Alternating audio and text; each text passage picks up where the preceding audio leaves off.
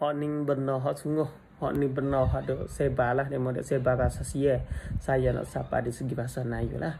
Di segi ni ada satu orang agama asing, agama lain lah. Bukan agama Islam.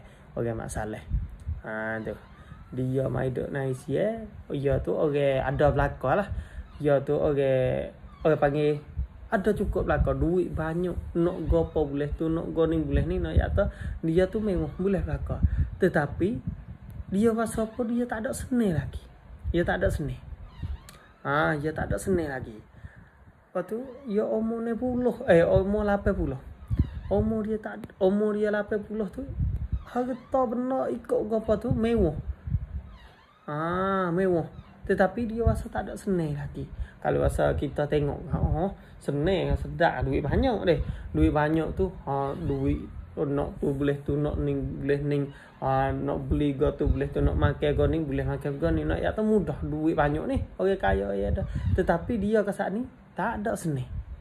Wasa podok serabut, wasa podok pusing pasal gitu. Patut ada jiran dia. Kok kawasan rumah ya, tepi rumah ya ke saat ni tu jiran yang baik. Hak molek lah. Orang Islam kita. Wagi surah Al-Quran satu buah. Dia baca. Pergi belajar, dia mengaji, dia tengoklah di segi Quran kat sana tu. Dia pun mengaji, dia pun pergi tengok tu.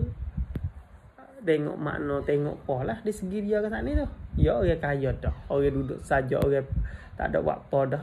Kau ada tengok tu. Satu hari, terbuka hidayat dia. Masuk Islam.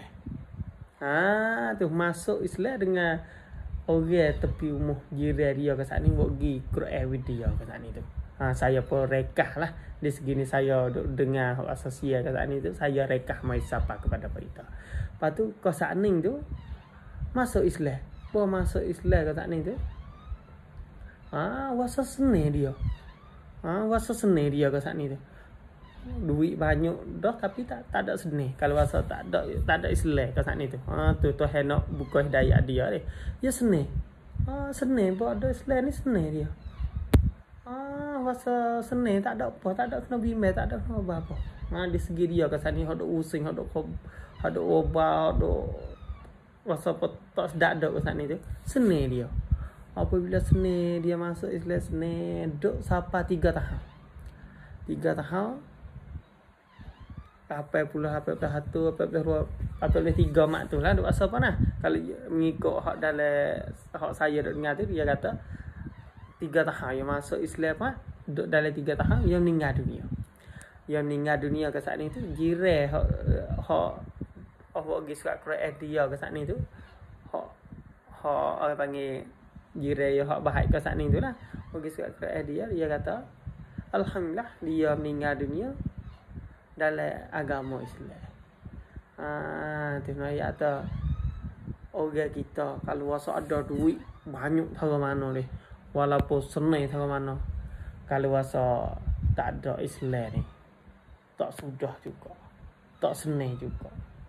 Tengok tu hewi contoh belakang lah. Kalau rasa kita ada tengok ni, rasa apa demo ada hebat, ada apa sama tempat kita nah. Kalau rasa ada hak rasa apa, kita ni ada belakang, ada tu ni. Kalau rasa kita ingat Tuhan lebih molek lah. Sebab benar hak kaya, hak apa tu, kalau rasa kita pejam mata tu habislah.